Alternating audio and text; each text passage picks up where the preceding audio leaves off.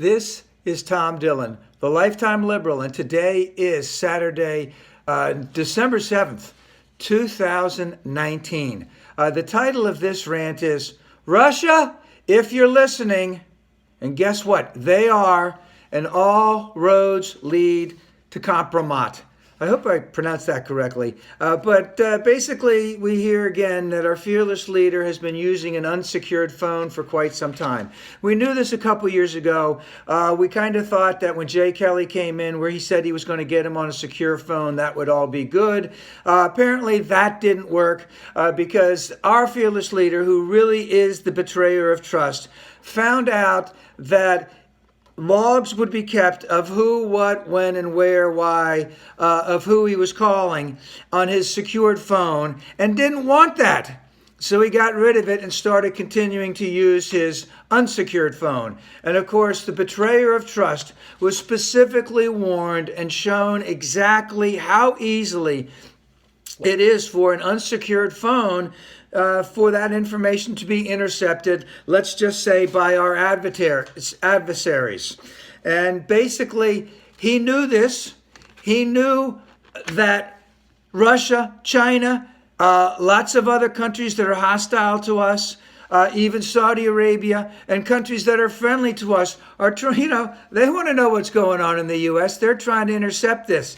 And he knew about all this, and he basically gave the FU to us, the United States of America, because he didn't care if his information could be compromising to him from another country. And of course, we've known that, for decades, Russia, China, business people, government officials, they go over there. Your phone's going to get hacked. Don't say anything on your phone. You might even get malware in there. And we also know that basically Russian oligarchs own phone companies in the Ukraine. And guess who is making unsecured calls to our fearless leader from Ukraine? Our good buddy Rudy and that guy Sondland. Those calls easily intercepted all over there. So here's a question. If Russia, China, Saudi Arabia, lots of other countries, if they're listening into what this guy is saying while he's in the White House, shouldn't we be listening into everything that he's saying while he's in the White House?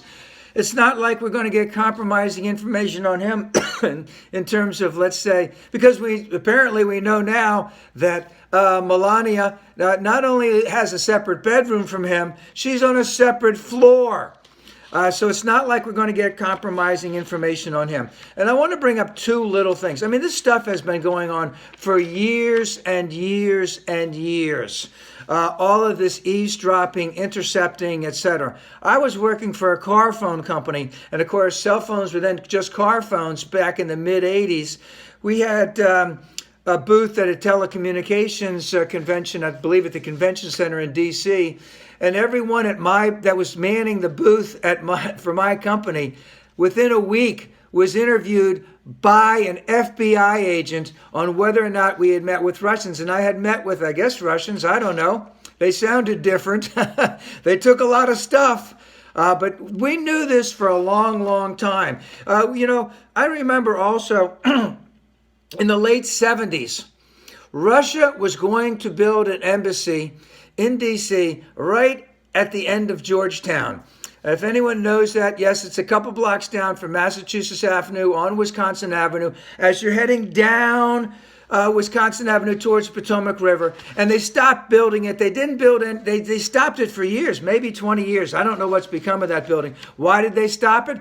Because some stupid person finally figured out that they were at the top, the apex